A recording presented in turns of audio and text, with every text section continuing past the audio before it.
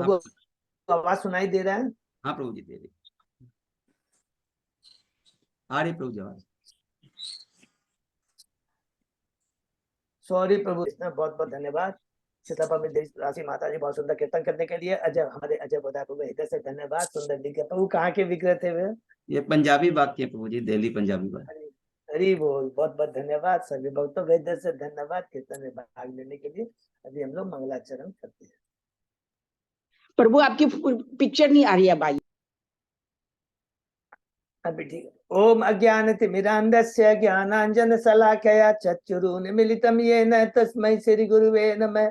श्री चैतन्य मनोभीष्टं स्थापितं येन भूतले स्वयं रूप कदा मह्यं ददाति स्वपदान्तिकम्। वन्देऽहं श्री गुरु श्री युगपद कमलं श्री गुरु वैष्णवांच श्री रूपं साग्रजातं सहगना रघुनाथं वितं तं सजीवं स्वाद्वैतं सावधूतं परिजं सहितं कृष्ण चैतन्य देवं श्री राधा कृष्ण पादान सहगना ललिता श्री विशाखा वितांत च। नमो ओम विष्णुपादाय कृष्ण पृष्ठाय भूतले श्रीमते भक्ति वेदांत स्वामिन इति नामिने। नमस्ते सारस्वती देवे गौरवाणी प्रचारिणे निर्विशेषा शून्यवादी पश्चात देश तारिणे। वांछा कल्पतरुभ्यश्च कृपा सिन्धुभ्य एव च पतितानां पावनेभ्यो वैष्णवेभ्यो नमो नमः। नमो महावदान्याय कृष्ण प्रेम पदायते कृष्णाय कृष्ण चैतन्य नामने गौरत्विषे नमः। हे कृष्ण करुणा सिंधु दीनबंधु जगतपते गोपेश गोपिका कांत राधा कांत नमस्तुते। तप्त कांचन गौरांगी राधे बिंदाबनेश्वरी विषभानुसुते देवी प्रणमामि हरिप्रिये। नीलांचल निवासाय नित्याय परमात्मने बलभद्र सुभद्रायां जगन्नाथाय ते नमः। जय श्री कृष्ण चैतन्य प्रभु नित्यानंद श्री अद्वैत गदाधर श्रीवासादि गौर भक्त बिंद। मुखम करोति वाचालम पंगु लंघेगिम यत्कृपातमहं वंदे श्री गुरु दीनतारिणं। परमानंद माधवम श्री चैतन्य ईश्वरं। हरे कृष्ण कृष्ण कृष्ण हरे हरे हरे राम राम राम हरे हरे। श्री श्री मंगलाचरण की जय। शिला प्रभुपाद की जय। हरे कृष्णा। आज के इस भागवतम चर्चा में सभी भक्तों का हार्दिक स्वागत है। सभी भक्तों के चरणों में मेरा सादर दंडवत प्रणाम है। राधा माधव राधा गोविंद गुरु आचार्य परम वैष्णव पर साधु की असीम कृपा हम लोगों के ऊपर है कि हम सब भक्त लोग मिलकर से भागवतम के ऊपर चर्चा कर पा रहे हैं। कैंटो 5 के हमने 6 अध्याय कंप्लीट कर चुके हैं। आज हम 7वें अध्याय में प्रवेश करेंगे। राजा भरत का चरित्र। प्रथम 6 अध्याय में हमने जो कुछ भी चर्चा की उसको हम लोग एक बार संक्षेप में दोहराते हैं। प्रथम अध्याय है, शीर्षक है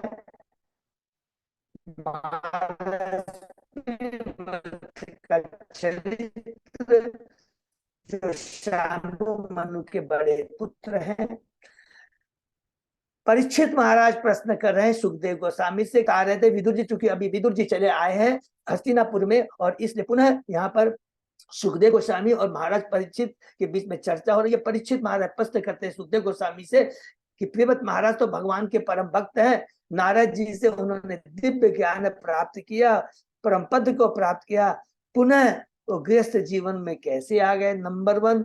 और फिर गृहस्थ जीवन में आने के बाद में पुनः वो कैसे सब कुछ छोड़ करके भगवान की भक्ति में लग जाते हैं। उत्तर में सुखदेव गोस्वामी जी कहते हैं कि भगवान की भक्ति दिव्य है, शाश्वत है, जो कभी भी विनष्ट नहीं होती है। एक बार जिसको भगवान के चरणों का अमृत पान पा लिया है, वो कभी भी उसे छोड़ नहीं सकता। फिर कहते हैं, बताते हैं प्रियव्रत के बारे में कि जब देखे शांबु मनु ने देखा राजसिंहासन सब बैठने के लिए कोई योग्य व्यक्ति नहीं है, तो वह प्रियव्रत के पास में आते हैं और कहते हैं तुम्हें गृहस्थ आश्रम को ग्रहण करना चाहिए। वो थोड़ा सा हिचकिचाते हैं। तुरंत वहां पर ब्रह्मा जी आते हैं और कहते हैं ये भगवान का आदेश है, मेरी बात को ध्यान से सुनो, भगवान से ईर्ष्या मत करो, ये भगवान का आदेश है। तुरंत वो राजी हो जाते हैं प्रियव्रत और विश्वकर्मा की पुत्री बहिर्ष्मति से ब्याह करते हैं। 10 पुत्र होते हैं। अग्निधि सबसे बड़े हैं। दूसरी जो पत्नी है उनसे तून पुत्र उत्पन्न होते हैं, उत्तम तामस रैवत, जो आगे चलकर वह मनु बनते हैं। और उसके बाद में अंत में हमने देखा कि किस प्रकार वो अपने रथ के पहिए से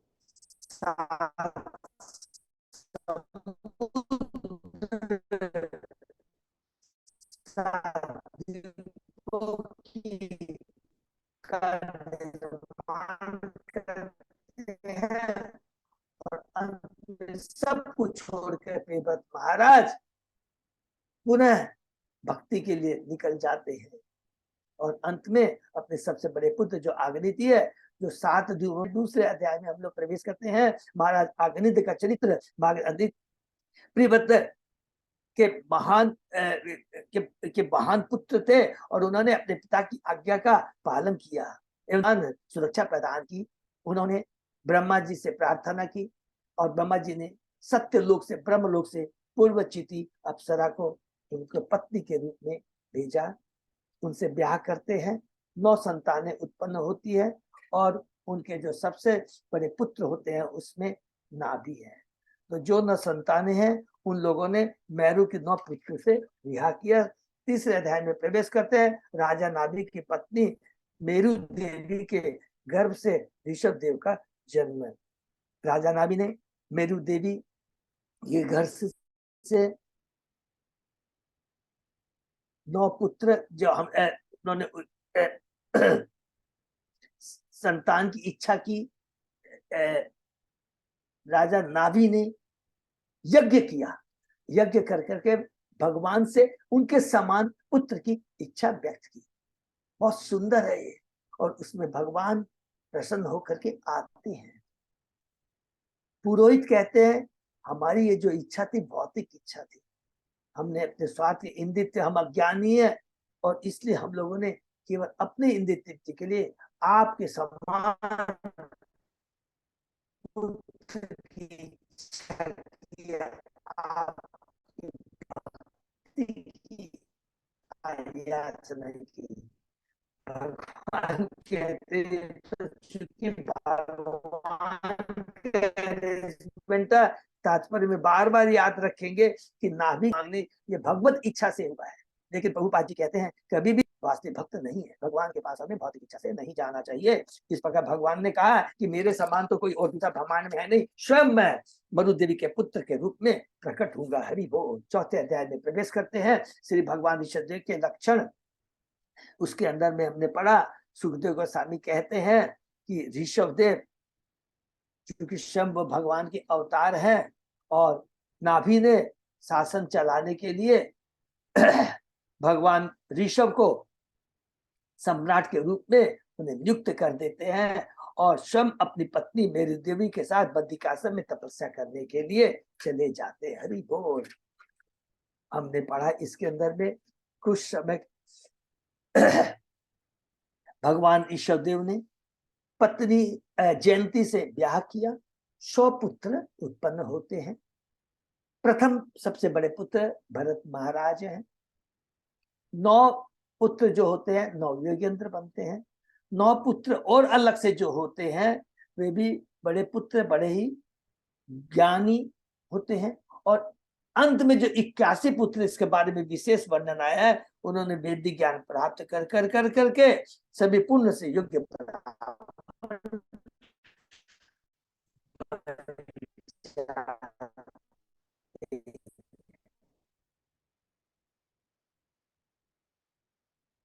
और एक बार भगवान ऋषभ ब्रह्मावर्त नामक देश में भ्रमण करते हुए जाते हैं तो वहां देखा कि भी विराजमान थे और बड़े मनोयोग से ब्राह्मणों का उपदेश सुन रहे थे। उन्होंने अपने पूरे संसार का शासन चला सके। बहुत इंपॉर्टेंट चीज है। 5वें अध्याय में प्रवेश करते हैं। भगवान ऋषभ देव का अपने पुत्र को उपदेश, ये बहुत इंपॉर्टेंट है। कहते हैं जिसने मनुष्य देह प्राप्त हुई है उन्हें उससे अपनी नित्य के लिए यूज न कर करके भगवान की भक्ति में करना चाहिए। महात्माओं की सेवा करने से मनुष्य भवबंधन से मुक्ति का मार्ग प्राप्त कर लेता है। परमहंस का जो आश्रय लेता है इंद्र तृप्ति प्रति स्वतः उसकी घृणा हो जाती है। द्वैत भाव से वह मुक्त हो जाता है, सुख दुख लाभ हानि इस द्वैत भाव से मुक्त हो जाता है। और कहते हैं कि जो हमें समझदार की जो तपस्या है अपनी आध्यात्मिक उन्नति के लिए नहीं, शरीर की आवश्यकताओं के लिए नहीं, बल्कि भक्ति के लिए करना चाहिए, दिव्य ज्ञान प्राप्त करने के लिए करना चाहिए। उसके लिए भक्तों की संगति करना है, भक्तों की संगति में रह करके भगवान के नाम का श्रवण कीर्तन करना है, सबको समभाव से देखना है, शास्त्रों का अध्ययन करना है और अपने कर्तव्यों का पालन करते हुए। बहुत इंपॉर्टेंट बात एक बार कहते हैं, प्रजल्प से हमेशा बचना चाहिए। और लास्ट में एक बहुत इंपॉर्टेंट बात कहते हैं कि अगर हमें स्वरूप सिद्ध व्यक्ति अवस्था में भी आ जाते हैं तो भक्ति कभी रुक नहीं सकती। ये बहुत इंपॉर्टेंट, कभी भी हम छोड़ नहीं सकते हैं। भरत महाराज को राज सिंहासन पर बैठा देते हैं, सबसे बड़े पुत्र होते हैं और स्वयं एक अवधूत का आचरण करने लगते हैं। ये बहुत सुंदर है। और उनका आचरण किस तरह का रहता है कि वो गूंगे बहरे अंधे की तरह वो अपने को प्रदर्शित करते थे। लोग उनका तिरस्कार करते थे लेकिन उसके प्रति कोई भी वो तनिक भी उसका परवाह नहीं करते थे, रिएक्ट नहीं करते थे। और एक समय आने के बाद में अजगर वृत्ति अर्थात एक ही जंगल पर रह कर करके खाना पीना मल त्याग करते थे, लेकिन उनका मल जो था उससे 80 मील दूर तक सुगंधित फैल जाती थी। 6वें अध्याय में हम प्रवेश करते हैं, भगवान ऋषभ देव का चरित्र। यहाँ पर राजा परीक्षित ने सुखदेव स्वामी से पूछा, जिस भक्त का हृदय निर्मल होता है उसे भक्ति योग का ज्ञान हो जाता है और कर्म के प्रति उसकी आसक्ति छल हो जाती है। ये तो बात सही है। एवं ऐसे व्यक्तियों को योग शक्तियां स्वतः उत्पन्न हो जाती है, उसमें किसी प्रकार का कलेश नहीं पड़ता। तो मेरा प्रश्न ये है कि ऋषभ भगवान ने उन योग शक्तियों की उपेक्षा क्यों की, उसको क्यों नहीं अपनाया? तो इसके उत्तर में सुखदेव साहब बहुत अच्छी बात कहते हैं। वो कहते हैं कि जो भगवान का शुद्ध भक्त होता है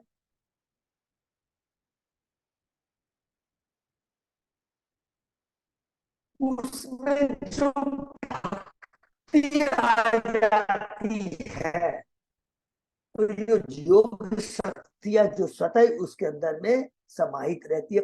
500 सारे नोट ऑटोमेटिक सम्मिलित रहते हैं, अलग से उसको के 5 में 20 में नोट के अलग से प्राप्त करने की इच्छा नहीं होती है। और फिर सबसे बड़ी बात कहते हैं मन के बारे में, कहते हैं कि जिस प्रकार बहेलिया पशुओं को पकड़ने के बाद भी उन पर भरोसा नहीं करता, उसी प्रकार महापुरुष भी अपने मन पर भरोसा नहीं करता। मन किसी भी समय धोखा दे सकता है। यहाँ तक कि भगवान शिव के बारे में हमने पढ़ा, जो कि मोहिनी रूप के ऊपर आकर्षित हो जाते हैं। सौरभी मुनि के बारे में पढ़ा, 60,000 वर्षों तक जल में तपस्या करने के बाद भी वे विचलित हो जाते हैं। यदि योगी मन के ऊपर संयम नहीं रखता है और उससे छूट प्रदान करता है तो एक प्रकार से काम क्रोध लोभ और शत्रुओं को प्रशय देता है, प्रोत्साहन देता है। भगवान ऋषभ देव ने इस प्रकार का अवधूत का वेश तथा और ऐसा आचरण योगियों को देह त्यागने की विधि सिखलाने के लिए किया। हरि बोल। फिर कहते हैं सुखदेव गोस्वामी जो कल हमने पढ़ा, वास्तव में उनका शरीर भौतिक शरीर नहीं था, किसका? ऋषभ भगवान का। किंतु उनकी योग माया के प्रभाव से स्वयं उन्होंने योग माया को इंस्ट्रक्शन दिया था कि मैं भगवान हूं, मुझे भुला देना। और इस प्रकार उनको ये भूल गए कि उनका वो दिव्य शरीर है। उन्होंने अपने को भौतिक शरीर के रूप में प्रदर्शित किया। घूमते घूमते वो कहाँ पहुंच जाते, ये बहुत इंपॉर्टेंट है, याद करेंगे। घूमते घूमते देखिए ये जैन धर्म कहाँ से शुरू हुआ? दक्षिण भारत से शुरू है। ढूंढते घूमते दक्षिण भारत के होता है जिसका नाम होता है। जब वो पहुंच जाते हैं तो जंगल में आग लग जाती है और उसकी दावा अग्नि में वो अपना शरीर छोड़ देते हैं। तो प्रभुपाद जी यहाँ तात में बहुत इंपॉर्टेंट बात कहते हैं कि उनका वास्तविक में दिव्य शरीर था। कृपा करके याद रखेंगे, उनका शरीर विनष्ट नहीं हुआ, बल्कि उल्टे क्या हुआ, कि उस जंगल के अंदर में जितने भी पशु थे जिनको भगवान ऋषभ का एसोसिएट संग प्राप्त किया, वो भी वैकुंठ लोक को चले गए, बहुत ही जगह से छुटकारा पा लिए। ये होता है शुद्ध भक्तों के संग का दिव्य लाभ। तो कहते हैं कि वहां पर वो दक्षिण में कूटक देश के एक राजा अरथ है, जो भगवान ऋषिदेव के नियमों का अनुसरण न करते हुए, अनुकरण करते हुए इस पाप में कर्मों के कलयुग का लाभ उठाते हैं, वैदिक नियमों को तो छोड़ देते हैं और वेद नियमों के विरुद्ध नवीन धर्म पद्धति गढ़ ली, वो है जैन धर्म। भगवान ऋषभदेव के अवतार का उद्देश्य इस रजोगुण तमोगुण से परिपूर्ण कलयुग के लोगों को माया के चंगुल से छुड़ाना था। उन्होंने इन समस्त योग सिद्धियों का तिरस्कार किया जिसके लिए योगी लालायित रहते हैं। याद रखेंगे, योग शक्ति भक्त कभी भी नहीं चाहता है। योग शक्तियों की तो बात छोड़ दीजिए, हम लोगों ने तो ये भी पढ़ा था कि वह भगवान के संग में सलोक, भगवान के समान ऐश्वर्य, भगवान के समान न भगवान के समीप रहना चाहता है और न वो भगवान में विलीन होना चाहता है।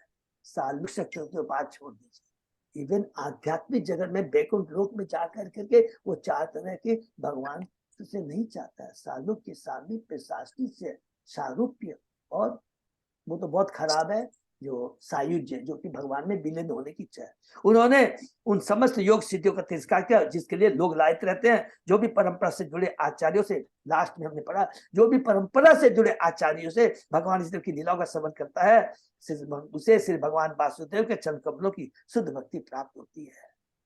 फिर उन्होंने एक बहुत इंपॉर्टेंट, प्रभुपाद जी कहते हैं, भक्तों के लिए मुक्ति का कोई महत्व नहीं है, मुक्ति तो भक्तों की सेवा करने के लिए सदैव तैयार रहती है। ईश्वर की दिव्य प्रेमा भक्ति प्राप्त हो जाने पर भक्त की सारी आकांक्षा सतह पूरी हो जाती है, वे समस्त भौतिक कामनाओं से ऊपर उठ जाते हैं। और यहाँ पर हम लोग ने पढ़ा था, बहुत इंपॉर्टेंट, याद रखेंगे, मुक्ति का अर्थ क्या होता है। मुक्ति का अर्थ होता है जीव अभी जो बद्ध अवस्था में है, जिसकी कलुषित चेतना है, मुक्ति का भक्ति करने से क्या होता है, मुक्त अवस्था अर्थात वो अपने वास्तविक स्वरूप का ज्ञान हो जाता है। हमने बड़ा वसुदेव अवस्था में आ जाता है, उस समय 3 गुणों से ऊपर शुद्ध चेतना आ जाती है और उस समय उसे ये ज्ञान हो जाता है कि जीवन का लक्ष्य क्या है। पुनः वो अपना भगवान की भक्ति में लग जाता है। हरि बोल।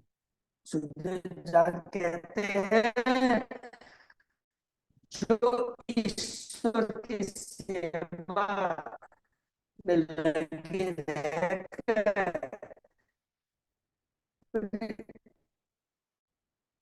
भगवान का प्रिय पात्र बनना चाहते हैं, उन्हें मुक्ति तो सरलता से मिल जाती है, किंतु उन्हें बहुत ही कम लोगों को प्राप्त होता है।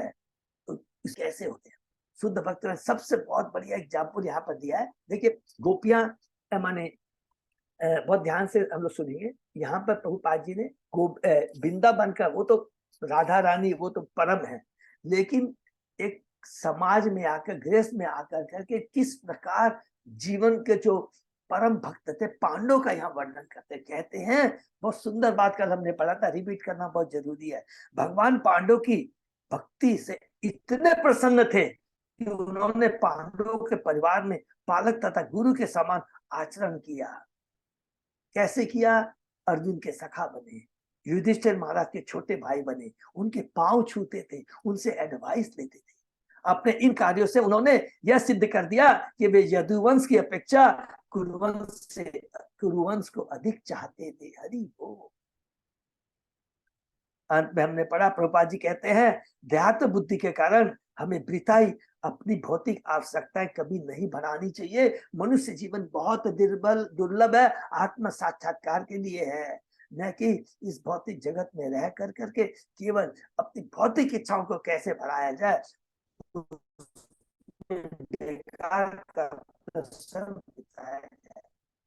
जीव भौतिक जोड़ तोड़ द्वारा सुखी बनना चाहता है, किंतु संबंध भौतिक उपाधि कभी भी आत्मा को खुश नहीं रख सकती। अज्ञानता के कारण बद्ध जीव यह नहीं जानता कि उसका वास्तविक हित भगवान विष्णु के चरण कमलों में शरण प्राप्त करने से है। हरि बोल। यहाँ पर प्रभुपाद जी बहुत तात्पर्य बताते हैं छठा अध्याय हमारा समाप्त होता है। आज हम स्टार्ट करेंगे राजा भरत का चरित्र, जो ऋषभ भगवान के 100 पुत्रों में सबसे बड़े पुत्र हैं। और हमने ये पढ़ा था, उन्हीं के नाम से हमारे देश का नाम भारतवर्ष पड़ा। और चैतन्य महाप्रभु ने भी ये कहा था, भारत भूमि ते जन्म हुई लो जा, जन्म सार्थक होरी करो पर उपकार।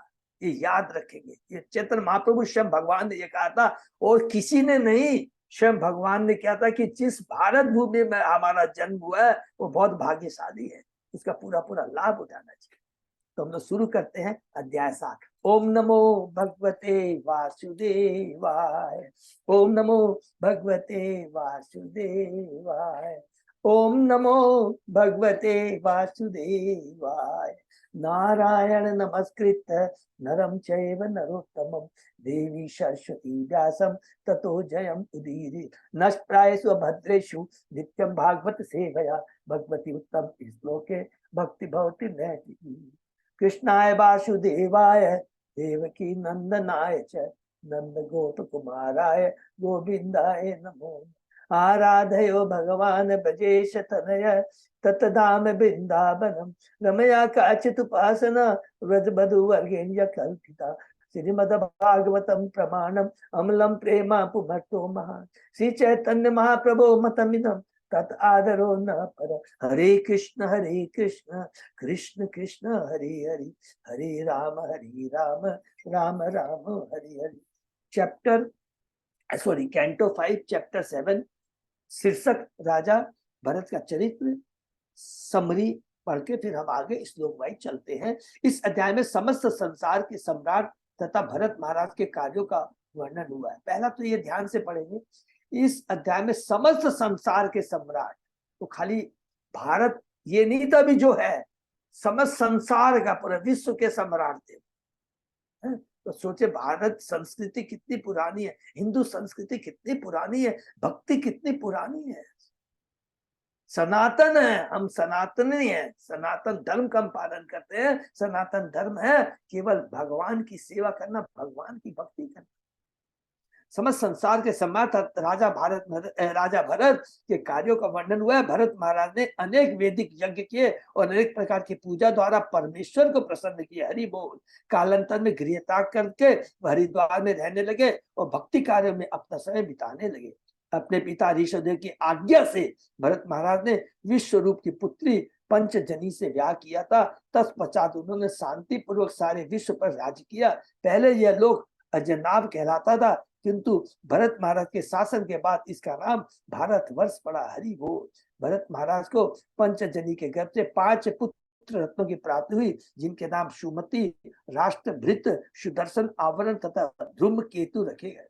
भरत महाराज धर्म के पालन तथा अपने पिता के पद चिन्हों का अनुसरण करने में अत्यंत कठोर थे। फलतः उन्होंने अपनी प्रजा पर सुचारू रूप से शासन किया। सब जगह देखिए एक ही चीज लिखा है कि परम गुरु परम पिता, माने गुरु बोलेंगे क्योंकि पिता के रूप में गुरु थे, जिन्होंने उन्हें पूरी आध्यात्मिक शिक्षा दी, दोनों शिक्षा दी है। गृहस्थ को दोनों चीज में पटु होना चाहिए कि गृहस्थ को जीवन को कैसे चलाना चाहिए, उसके प्रति क्या कर्तव्य है, प्रजा के प्रति हमारा क्या कर्तव्य है, प्रजा के किस तरह हमको रक्षा करनी चाहिए, और परम धर्म क्या है, दोनों को भगवान से कैसे जोड़ा जाए, वो है वास्तव में राजर्षि। और ये सारे गुण हमने पढ़े हैं ऋषभ भगवान में, प्रियव्रत के बारे में, किसी में पढ़ लीजिए, ध्रुव महाराज को ले लीजिए, पितु महाराज को ले लीजिए, प्राचीन वरही को ले लीजिए, सब में ये गुण पाए गए हैं।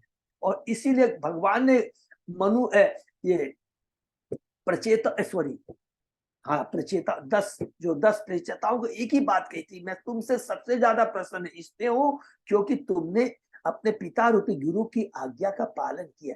यही चीज यहाँ पर लिख रहा है कि भरत महाराज ने अपने पिता की आज्ञा का पालन बड़ी कठोरता से किया। फलतः उन्होंने प्रजा पर सुचारू रूप से शासन किया। परमेश्वर को तुष्ट करने के लिए अनेक यज्ञ संपन्न करने के कारण वे स्वयं परम संतुष्ट थे। अविचलित मन से वे भगवान वासुदेव की भक्ति बढ़ाते गए। वे नारद जैसे ऋषियों के सिद्धांतों को समझने में दक्ष थे और उनके पद चिन्हों का अनुसरण करते थे। वे भगवान वासुदेव को निरंतर हृदय में धारण करते थे।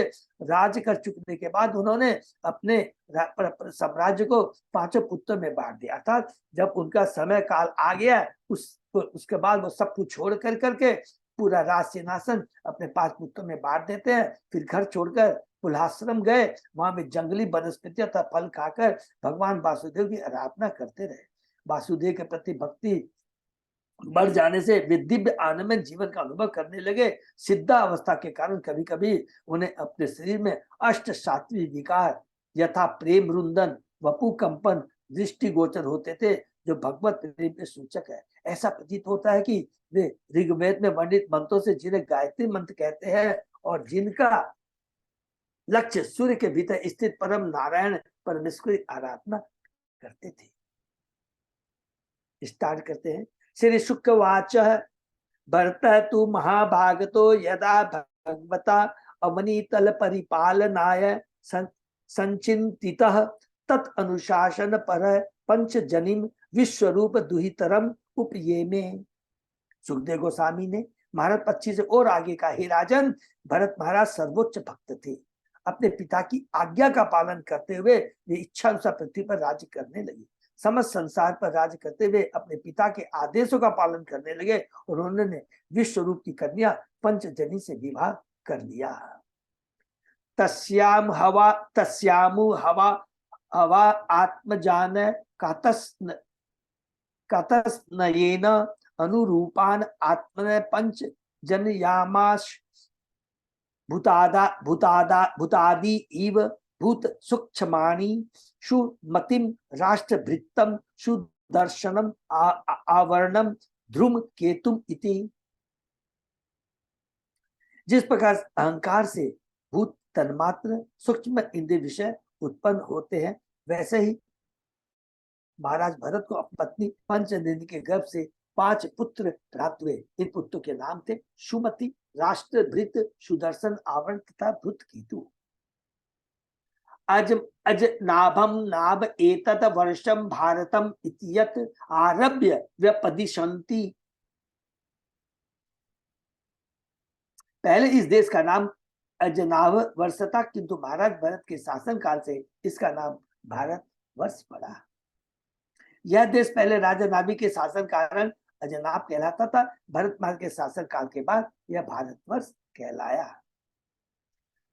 स बहु वित्त महीपति प्रीति पितृ पितामह वतु रूपत्स लतया स्वे स्वे कर्मणि वर्तमाना प्रजा स्वधर्मम अनुवर्तमान पर्यपालयतः। भरत महाराज इस पृथ्वी पर अत्यंत ज्ञानी तथा अनुभवी राजा थे। वे स्वयं अपने कार्यों में संलग्न रहकर प्रजा पर अच्छे प्रकार से राज्य करते थे। वे अपनी प्रजा के प्रति उतने ही वत्सल थे जितने उनके पिता तथा पितामह रह चुके थे। हरि बोल। उन्हें प्रजा को अपने अपने कर्तव्यों में व्यस्त रखकर इस पृथ्वी पर शासन किया। इसमें एक चीज और है, अपने अपने कर्तव्यों में व्यस्त रखकर, तो यहाँ पर तुरंत सबको याद आ गया होगा कि वर्णाश्रम धर्म का पालन बहुत जरूरी था। अपने अपने कर्तव्य, ब्राह्मण, क्षत्रिय, वैश्य सब अपने अपने धर्मों का पालन करते हुए कृष्ण को केंद्र में रख कर करके वो अपना जीवन यापन करते थे। कौन? सारी प्रजा। यह अत्यंत आवश्यक है, मुख्य कार्यकारी अपने अपने कार्यों में निरत रहकर प्रजा पर शासन करे। प्रजा में से कुछ ब्राह्मण थे, कुछ क्षत्रिय और कुछ वैश्य तथा कुछ शूद्र। यह देखना सरकार का कर्तव्य है कि नागरिक इन विभागों के साथ अपनी आध्यात्मिक उन्नति के लिए कार्य करे। किसी भी नागरिक को बिना काम के या निठल्ला नहीं रहना चाहिए। उसे भौतिक पथ पर ब्राह्मण, क्षत्रिय, वैश्य तथा शूद्र की तरह और आध्यात्मिक धरातल पर ब्रह्मचारी, गृहस्थ, वानप्रस्थ तथा सन्यासी के रूप में आचरण करना चाहिए। हरि बोल। यद्यपि पूर्व काल में निरंकुश शासन होता था, किंतु सभी राजा प्रजा के प्रति अत्यधिक वत्सल होते थे और वे राजा को अपने अपने कर्तव्यों में व्यस्त रखते थे। अब प्रजा को अपने कर्तव्य व्यस्त रखते थे, इसलिए समाज का संलाचन सहजता से होता था। इससे गुरु राजा का क्या होता है? राजर्षि होना बहुत जरूरी है। राजर्षि का मतलब सबको मालूम हो गया, रिपीट करते हैं। वो राजा जो भगवान के आदेश को सिरोधार्य कर करके गृहस्थ जीवन, प्रजा के प्रति कर्तव्य, भगवान के प्रति, तीनों का समन्वय बड़े सुंदर ढंग से करता है। इजे च भगवतम भगवंतम यज्ञ क्रतु रूपम क्रतु भी उच्चा वचे श्रद्धया आहुताग्नि होत्र पशु होत्र दर्श पूर्णमाश चातुर्माश पशु शोमानाम प्रकृति विकृति भी अनुशवनम चातुहोत्र विधिना। राजा भरत ने अत्यंत श्रद्धापूर्वक अनेक प्रकार के यज्ञ किए। इनके नाम में अग्निहोत्र, दर्श, पूर्णमास, चातुर्मास, पशु यज्ञ जिसमें अश्व की बलि दी जाती थी। याद रखेंगे उनका उद्देश्य होता था पशु बलि का कि उनको नवीन जीवन प्रदान करना, न कि अपनी इंद्रिय तृप्ति के लिए है। कभी ये यज्ञ पूर्ण रूप से तो कभी आंशिक रूप में संपन्न किए जाते थे। प्रत्येक दशा में समस्त यज्ञों में चातुर्होत्र नियमों का दृढ़ता से पालन किया। इस प्रकार भरत महाराज श्री भगवान की उपासना करते थे। यज्ञ की पूर्णता परीक्षा के लिए ही शूकरों तथा गायों की बलि दी जाती थी, अन्यथा पशुओं की बलि चढ़ाना कोई प्रयोजन नहीं था। हरि बोल। वास्तव में यज्ञ अग्नि में पशु बलि तरुण जीवन प्राप्त करने के लिए दी जाती थी। हरि बोल। सामान्यतः बूढ़े पशु की बलि दी जाती थी जो तरुण शरीर लेकर पुनः प्रकट होता था, किंतु कुछ अनुष्ठानों में पशु बलि आवश्यकता नहीं पड़ती थी। वर्तमान युग में पशुओं के बलि पर प्रतिबंध है, जैसा कि श्री चैतन्य महाप्रभु ने कहा है, अश्वमेघम गवालंबम संन्यासम पल पैतृकम देवरेण सुतोपतिम कलो पंच विवर्जयेत। इस कलयुग में 5 प्रकार के कार्य वर्जित है। यज्ञ में अश्व की बलि, यत्र में गोबली, संन्यास धारण करना, देख लीजिए अंडरलाइन कर सकते हैं, संन्यास धारण करना, पितरों को मांस दान तथा भाई की पत्नी से पुत्रोत्पत्ति। कलयुग में ऐसे यज्ञ असंभव है, क्योंकि ऐसे पटु ब्राह्मणों का ऋतु का अभाव है जो इस उत्तरदायित्व को ग्रहण कर सके। इन यज्ञों के अभाव में संकीर्तन यज्ञ की संतुति की जाती है। अर्थात कलयुग का धर्म क्या है? नाम संकीर्तन। यज्ञ संकीर्तन प्राय यजंती ही सुमेधसः। कुल मिलाकर यज्ञों का उद्देश्य श्री भगवान को प्रसन्न करना है, यज्ञार्थम कर्म। ऐसे कार्य भगवान की प्रसन्नता के लिए किए जाना चाहिए। तीसरे अध्याय का 19वां श्लोक में ये क्लियर लिखा है, अदरवाइज बंधन का कारण बनेंगे। कृष्ण की तुष्टि के लिए कार्य न करके कोई भी आप कार्य कर दीजिए, चाहे वो पुण्य कर्म हो, कभी भी हम भवबंधन से मुक्त नहीं हो सकते, और ये मनुष्य का कर्तव्य ही नहीं है। वही कार्य करना चाहिए जो भगवान के आदेश के अनुसार है, और भगवान के आदेश के पालन करने का मतलब है भगवान को प्रसन्न करना। इस कलिकाल में श्री भगवान के अवतार श्री चैतन्य बाबू की उनके पार्षदों से उपासना संकीर्तन यज्ञ द्वारा की जानी चाहिए, जिसे हरे कृष्ण मंत्र का सामूहिक जप किया जाता है। यह विधि बुद्धिमान व्यक्तियों द्वारा स्वीकार की जाती है। यज्ञ संकीर्तन प्राय यजंती ही सुमेध से। सुमेध शब्द उन बुद्धिमान लोगों के लिए प्रयुक्त है जिनका मस्तिष्क उच्च कोटि का है।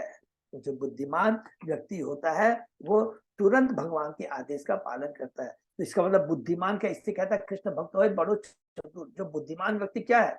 जो जानता है कि भगवान का आदेश क्या है और उसका किस प्रकार पालन किया जाए। हरे कृष्णा प्रभु जी। हाँ प्रभु। प्रभु यहाँ पे जैसे 5 कार्य वर्जित में एक संन्यास धारण करना, वो तो अभी करते हैं ना, मतलब वो खाली एक पॉइंट खाली थोड़ा सा। हाँ प्रभु,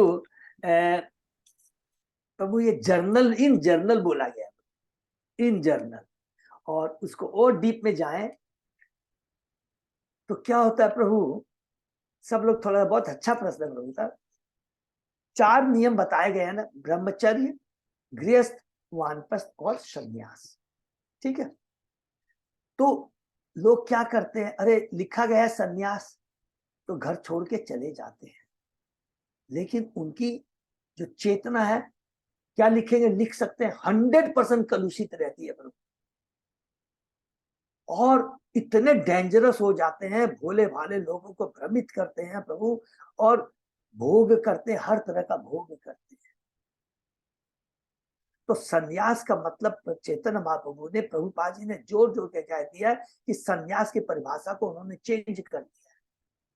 सन्यासी वो है जो कहीं भी रह करके, चाहे ब्रह्मचर्य में रह के, चाहे गृहस्थ में रह के, वानप्रस्थ में रह कर सन्यासी जीवन यापन करे। सन्यासी जीवन का मतलब हो जाता है सारी भौतिक आसक्ति को त्याग कर करके पूर्ण रूप से अपने को कृष्ण भावनामृत में रखे। तो उस तरह का सन्यास वर्जित है। क्लियर आ गया प्रभु समझ में? हाँ प्रभु जी, होगी। वो सब नाटकबाजी है जिसको कहते हैं पाखंडी लोग। और प्रभु आप विश्वास नहीं करेंगे, जब डीपली जाएंगे ना सुनेंगे, भारतवर्ष में बहुत डेंजरस अवस्था, फॉरेन में तो है, छोटे छोटे लोगों ने अपना आश्रम बना रखा है, गलत सारी वहां पर क्रियाएं होती है, और उसके लिए एजेंट है प्रभु, एजेंट है, उकसाते हैं, टांग के लेके आते हैं। और सबसे एक्चुअली बड़ी दोनों बात है, साथ में संन्यास का तो मतलब ये है कि वन में जाना, अभी तो वन में जाने का नियम ही नहीं है, तो जा ही वन नहीं में सकते, वनस्पति खाना तो सारे तो ये देख रहे पूरे त्याग प्रभु करके। वो तो प्रभु बात की बात है, छोड़ दीजिए। मैं आपको कहता हूँ, कोई लोग होता है चलो उनमें तपस्या थी कि वन में चले गए खाने पर कर, लेकिन प्रभु चेतना जो है ना, आसक्ति बनी रहती है कि मुझे ये भोग करना है, ये भोग करना है, ये भोग।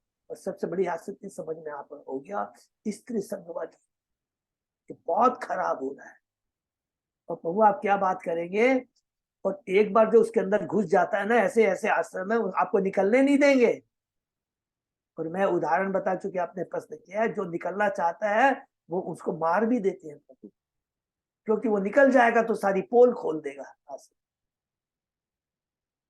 आश्रम में। और अपने को सन्यासी दिखाते हैं कि हम सन्यासी हैं, गैरवा कपड़ा पहनते हैं, हम त्यागी। तो चेतन महाप्रभु ने प्रभुपाद जी ने एकदम स्ट्रिक्टली कहा है कि कुछ नहीं करना, घर में ही रह के, घर में ही रह के तुम सन्यासी के समान हो। आज हमारे जो भक्त हैं, जो गृहस्थ जीवन का पालन करते हैं, 4 नियमों का पालन करते हैं, प्रभुपाद जी ने कहा कि वो सन्यासी है। वो कभी कभी तो प्रभुपाद जी ने कहा है कि वो ब्रह्मचारी से बढ़ के है। उदाहरण बता देता हूँ आपको, प्रभुपाद जी ने एक ही उदाहरण बहुत बार अम्बरीश महाराज का उदाहरण देते थे। उनसे बड़ा सन्यासी, उनसे सारा ब्रह्मचारी, उनसे जैसा स्वरूप सिद्ध व्यक्ति नहीं हो सकता। ऐसे ऐसे गृहस्थ, ठीक है ना।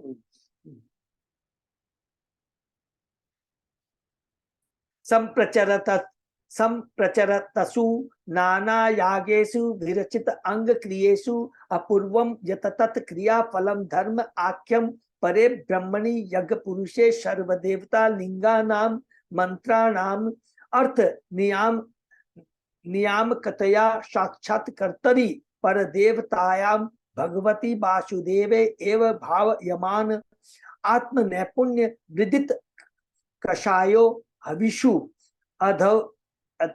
अधवर्युभि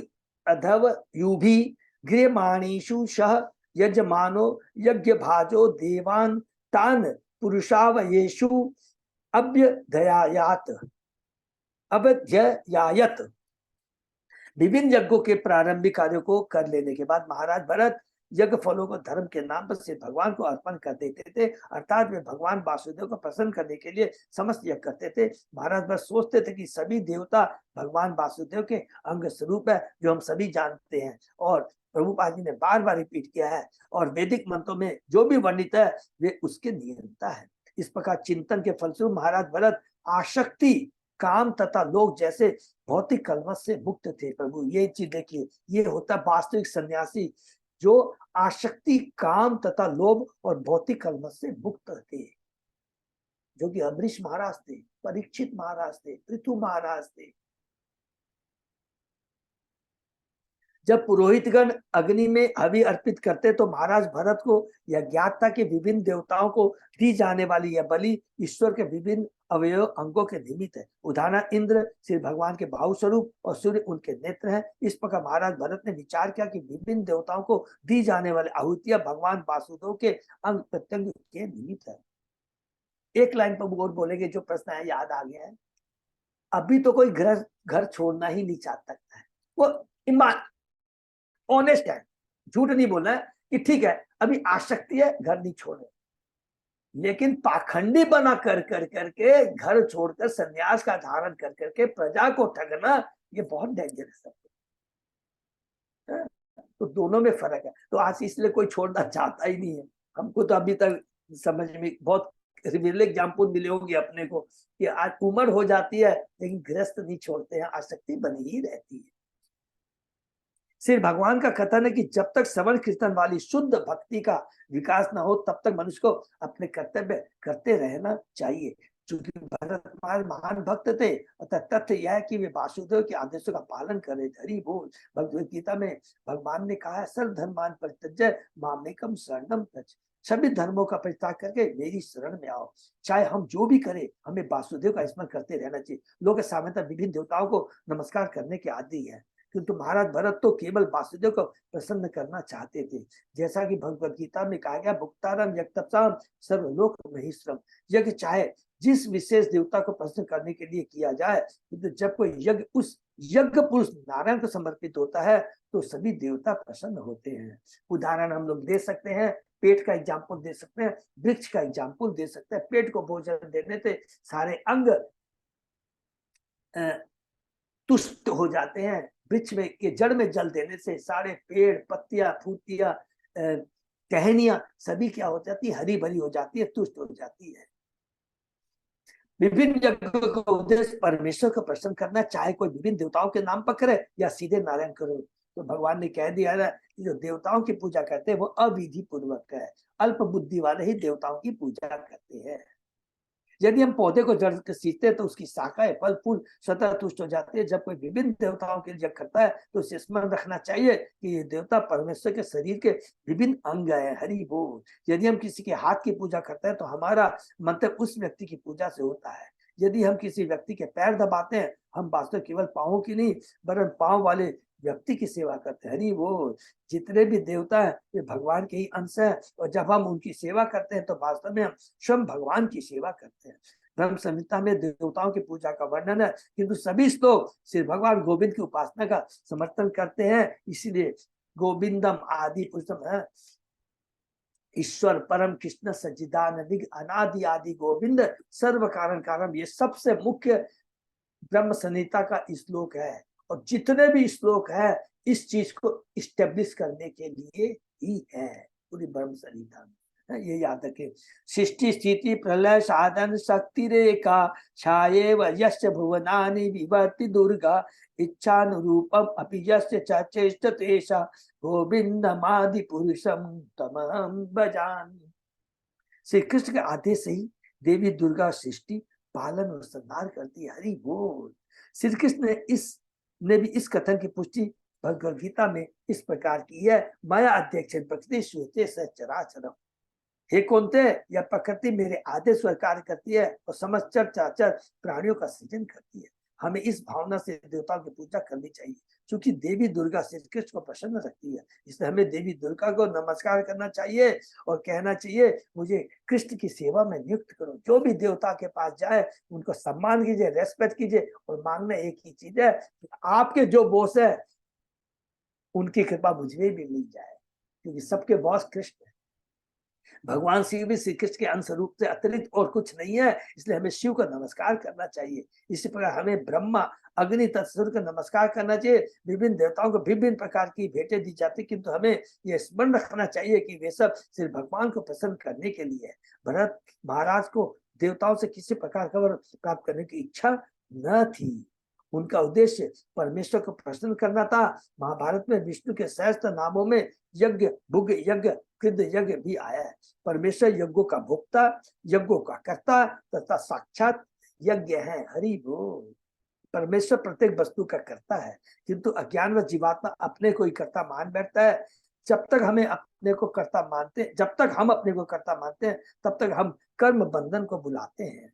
यदि हम यज्ञ अर्थात श्री कृष्ण के लिए कर्म करते हैं तो कर्म बंधन नहीं रहता, जो कि भगवद गीता के 30,000 में के 90 श्लोक में कहा गया, यज्ञाता कर्म लोकोयम कर्म बंधन है। यदि विष्णु के लिए यज्ञ नहीं किया जाता तो कर्म इस भौतिक जगत से बांध लेता है। पढ़ा हुआ है, याद किया हुआ, फिर भी अंडरलाइन कर लीजिए प्लीज, ये बहुत इंपॉर्टेंट है। भरत महाराज की इच्छाओं का पालन करते हुए हमें चाहिए कि अपनी तुष्टि के लिए नहीं, अपितु से भगवान की तुष्टि के लिए कार्य करे। भगवद गीता में यह भी कहा गया है, अश्रद्धया हुतम दत्तम तप तप तप तप्तम कृत च यत असत इति उच्यते पार्थ न च तत्प्रेयत नो इह। पर ब्रह्म में श्रद्धा के बिना जो कुछ यज्ञ, दान, तप आदि कर्म किए जाते हैं वे सब असत है। उनका न तो इस जन्म में नहीं अगले जन्म में कोई लाभ है। हरि बोल। जो कुछ भी इतनी बड़ी बात कहता है कि कुछ भी हम कार्य करें कृष्ण को केंद्र में रख, कृष्ण की तुष्टि के लिए अगर हम करेंगे तो 100% गारंटी है 3 गुणों से आसक्ति से ऊपर छूट जाएंगे। लेकिन कई बार हमारा ये रहता है, भक्ति तो हम कर रहे हैं लेकिन भौतिक इच्छाएं भी रहती है, तो उससे क्या है, वो बंधन का कारण बन जाता है। तो इसका मतलब नहीं कि जो भक्ति करे वो विनष्ट हो जाती है, प्रोग्रेस थोड़ी धीरी हो जाती है। महाराज अम्बरीश जैसे राजाओं तथा अन्य राज्यों ने अपना सारा समय भगवत भक्ति में लगा, क्योंकि वे शुद्ध भक्त थे। जब कोई शुद्ध भक्त किसी अन्य व्यक्ति के माध्यम से कोई सेवा कार्य करता है तो उसकी आलोचना नहीं करनी चाहिए, हरि बोल, कि उसका यह कार्य ईश्वर को पसंद करने के निमित्त है। हो सकता है कि भक्त कर्म कांड कराने के लिए किसी ऐसे पुरोहित को रखे जो वैष्णव न हो, किंतु चूंकि भक्त भगवान को पसंद करना चाहता है इसलिए उसकी आलोचना नहीं होनी चाहिए। यह अपूर्व शब्द अत्यंत सार्थक, अपूर्व का अर्थक कर्म फल। जब हम कोई पाप या पुण्य करते हैं तो उसका फल तुरंत नहीं मिलता, अतः हम फल की प्रतीक्षा करते हैं जिसे अपूर्व कहते हैं। ये फल भविष्य में प्रकट होते हैं, यहाँ तक कि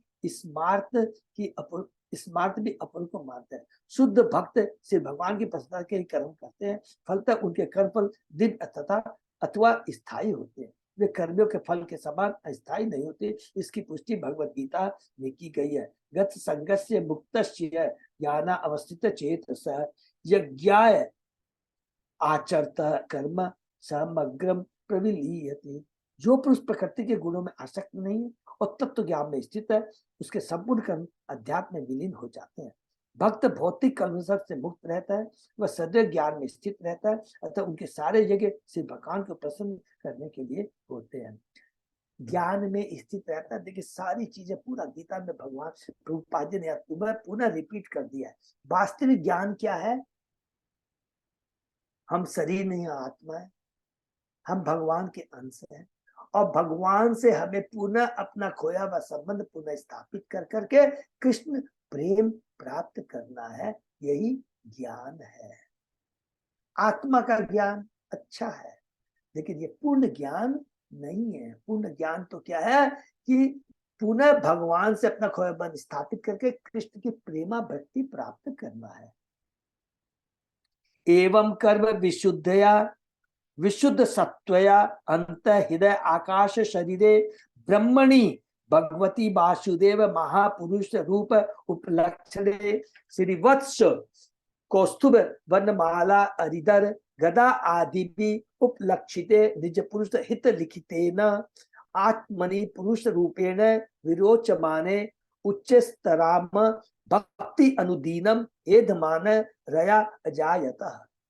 इस प्रकार यज्ञों से परिष्कृत महाराज भरत का हृदय सर्वथा कलमशहीन हो गया। दिन प्रतिदिन वासुदेव कृष्ण के प्रति उनकी भक्ति बढ़ती रही। वसुदेव पुत्र श्री कृष्ण आदि भगवान है जो परमात्मा रूप में तथा निर्गुण ब्रह्म के रूप में प्रकट होते हैं। ब्रह्म, परमात्मा और भगवान सबने पढ़ा है, चेतन चेता में बहुत डिटेल में दिया है। हमारे भक्तों को किसी तरह का भी कंफ्यूजन नहीं है।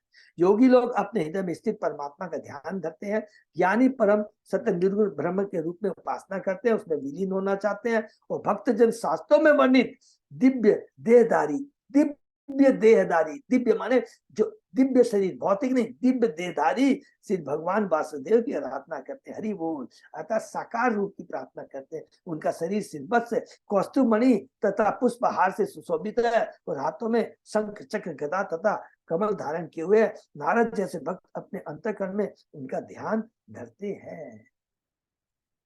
भगवान वासुदेव अर्थात श्री कृष्ण भगवान है। वे योगियों के हृदय में परमात्मा रूप में प्रकट होते हैं और ज्ञानी लोग निर्गुण ब्रह्म के रूप में उपासना करते हैं। शास्त्रों में परमात्मा के स्वरूप का वर्णन किया गया है जिसमें वे चतुर्भुज रूप में शंख चक्र गदा कलम धारण किए हुए रहते हैं। जो हमने भगवान शिव की भी स्तुति थी उसमें भी हमने पढ़ा है, विष्णु भगवान की भी स्तुति हमने सुनी है, उसमें भी ये बार बार रिपीट हुआ है। ठीक है ना। इसकी पुष्टि से भगवत गीता में भी हुई है। केचित स्वदेह अंत हृदय अवकाशे, केचित स्वदेह अंत हृदय अवकाशे प्रादेश मात्तम पुरुषम वसंतम चतुर्भुजम कंच रथांग शंख गदाधरम धारणया स्मरंती। हरि बोल। परमात्मा सभी जीवों के हृदय में स्थित है। उनके 4 हाथ होते हैं जिनमें आयु धारण किए रहते हैं। ऐसे सभी भक्त जो परमात्मा का ध्यान धरते हैं वे मंदिर के अर्चाभिषेक में भगवान की पूजा करते हैं। वे ईश्वर के निगुण स्वरूप तथा उनके ब्रह्म तेज से भी परिचित होते हैं। सबको याद है, हमने पढ़ा था ना, स्टेप बाय स्टेप पढ़ा था। पहले विराट रूप का, जो विराट रूप का ध्यान करते हैं, उसके बाद में जब हम आगे बढ़ते हैं, हृदय में जो परमात्मा विराजमान है, जिनका साइज 8 इंची है, सबको यह रिकलेक्ट कर लेंगे, उसके बारे में हमने पढ़ा था, है? सबको याद है। एवं वर्ष अयुत सहस्र पर्यंत अवस्थित कर्म निर्माण अवसरो अधिभुज्य मानम स्वतन येभ्य रिक्तम पितृ पैतामहम यथा दायम विभज्य स्वयं सकल संपत निकेतात स्वनिकेतात कुलाश्रमम प्रव्राज।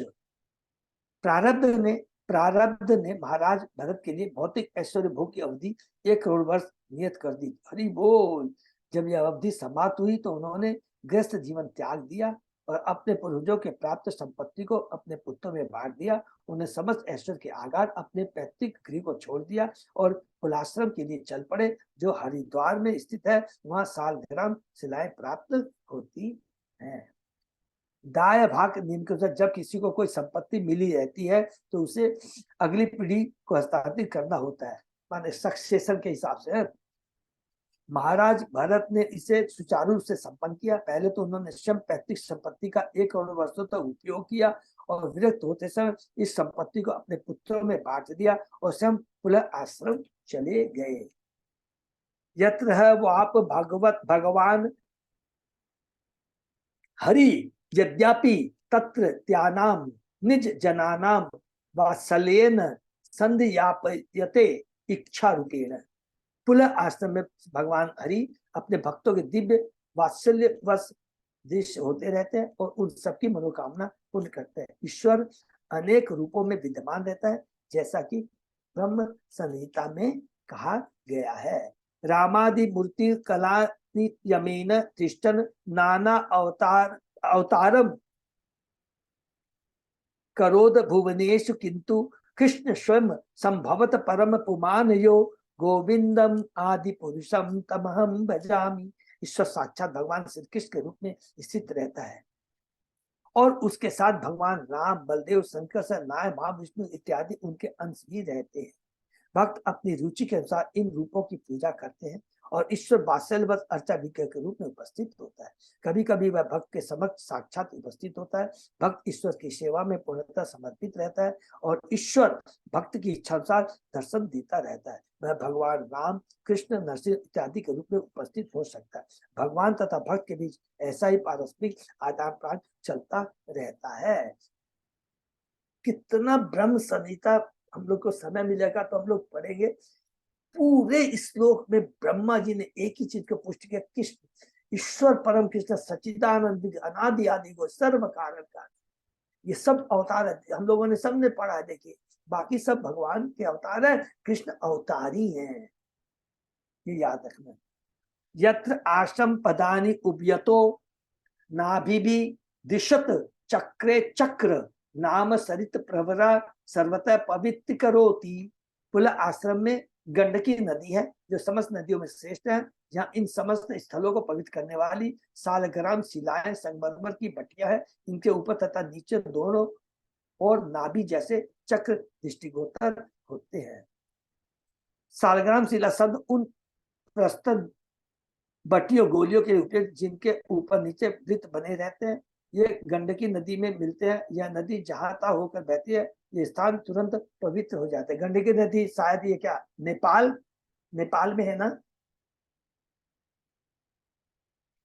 जिनको मालूम होगा तो वहां पर शालिग्राम बहुत मिलते हैं। हरे कृष्णा, तो यहीं पर विराम देते हैं।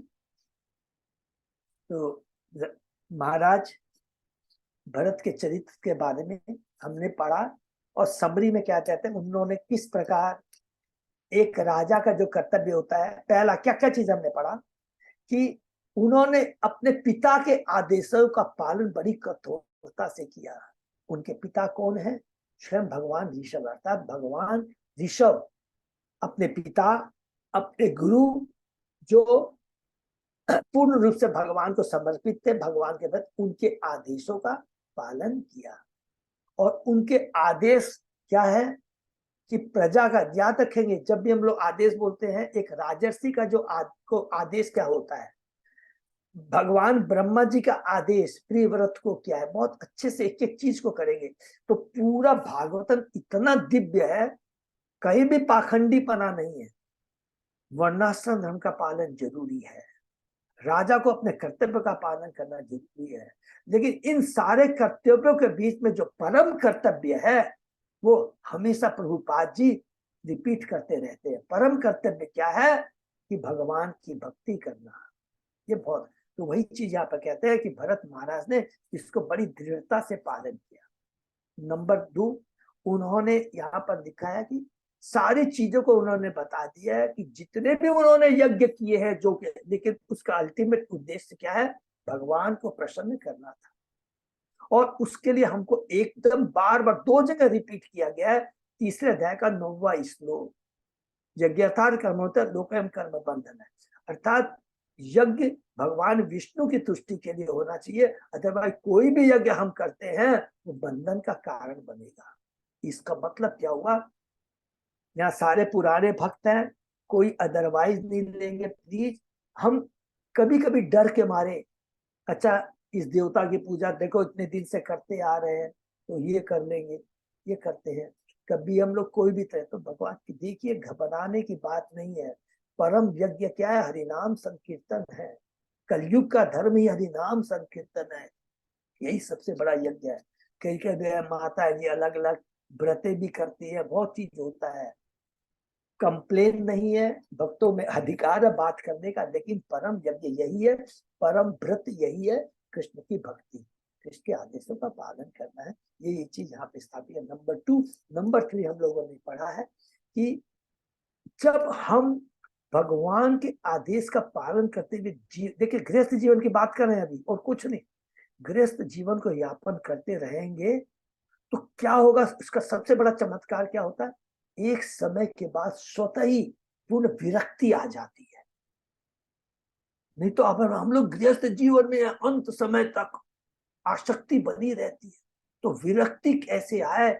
यदि हम भगवान के आदेश के अनुसार गृहस्थ जीवन यापन करेंगे तो स्वयं विरक्ति आ जाएगी। जैसा कि भरत महाराज के सब कुछ छोड़कर 1 सेकंड में, अरे तुम्हारी तबीयत कैसी है, तू क्या देखेगा, कुछ नहीं, इतनी दिव्य उनमें अनाशक्ति आ जाती है।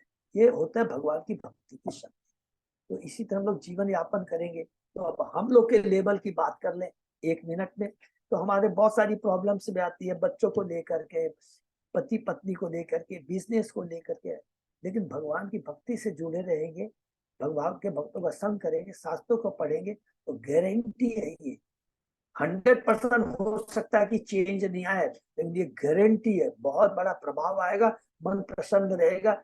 ये याद रहेगा, क्या मन में आएगा, भगवान की इच्छा के बिना एक पत्ता नहीं हिल सकता है। इसको अगर याद रखेंगे तो हौसला बड़ा मजबूत रहेगा, दिव्य शक्ति प्रदान और अच्छे से हम जीवन यापन कर पाएंगे। नहीं तो क्या होगा, 10 जन की एडवाइस लेते रहेंगे, वो आपको ये करेगा, आप विचलित हो जाएंगे, कंफ्यूज हो जाएंगे, ठीक है ना। तो हमेशा एक दूसरे के भक्तों को प्रोत्साहन देना है, उपदेशामृत में इसीलिए कहा है। और इसीलिए भगवत गीता में कहा है, भगवत मत चिता मत गत प्राण, इतने इंपॉर्टेंट श्लोक है ना। चतुश्लोक की गीता को 4 श्लोक को कर लीजिए, और ये भागवतम के 4 श्लोक जो चतुश्लोकी भागवतम है, दोनों को बगल में रख करके जीवन को देख के बार बार रिपीट करेंगे तो बहुत चेंज आ जाएगा, बड़ा आध्यात्मिक बल मिलेगा, ठीक है। तो यही हमको प्रयत्न करना है। हरे कृष्णा, यही पे विराम देते हैं। किसी का कोई प्रश्न?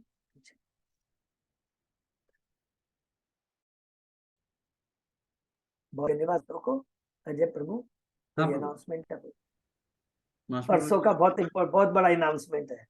हरि बोल। तो सारी व्यवस्था हो गई है, सभी भक्तों से प्रार्थना है कि ज्यादा से ज्यादा भक्त लोग आए। प्रभु ने तो ये भी कहा कि अपने फ्रेंड्स और रिलेटिव को भी ला सकते हैं, कोई प्रॉब्लम नहीं है, बहुत खुशी होगी, क्योंकि इस महीने में किया कहा गया है, जो ज्यादा से ज्यादा लोगों को भक्ति से जोड़ जाता है। आप सोचिए कितने लोगों को दीपदान के बारे में मालूम नहीं है, जो एक बार आते हैं इस्कॉन का दीपदान देखते हैं तो पागल हो जाते हैं, बोलते प्रभु आज तक हमने कभी ऐसा सोचा न देखा न किया। तो ज्यादा से ज्यादा लोगों को जोड़िए। तो प्लीज खाली एक ही आज मेरे को, कल मैंने बोल दिया है कि प्रभु मेरे को एक दिन का और समय दीजिए, हमारी जो हेड काउंट है उसमें चेंज हो सकता है, कोई प्रॉब्लम नहीं, जितने लोग आना चाहते हैं आए, लेकिन प्लीज इन्फॉर्म जरूर कर देंगे, ठीक है, आज शाम तक। हरे कृष्णा। एक दिन और अजय पोदार प्रभु लोकेशन गूगल लोकेशन शेयर कर देंगे सबके सामने, तो किसी को जरा भी प्रॉब्लम नहीं आएगी। क्योंकि प्रभु ने एक बहुत बढ़िया बात लिखी है, जो कि अभी समय बता दूं, वहां पर गोयला बागान बहुत फेमस है। आप लेक टाउन से लेकर के पूरा बेलगच्छा तक भी चले जाएंगे, किसी से पूछेंगे ना गोयला बागान, वो तुरंत बता दे, स्पेशली रिक्शा वाले से पूछेगा ना। हरे कृष्णा। यहीं पर विराम देते। हरे कृष्णा। से भक्तों का बहुत बहुत धन्यवाद। आज का सेशन यहीं विराम करते हैं, फिर मंगलवार सुबह 7 बजे। हरि बोल।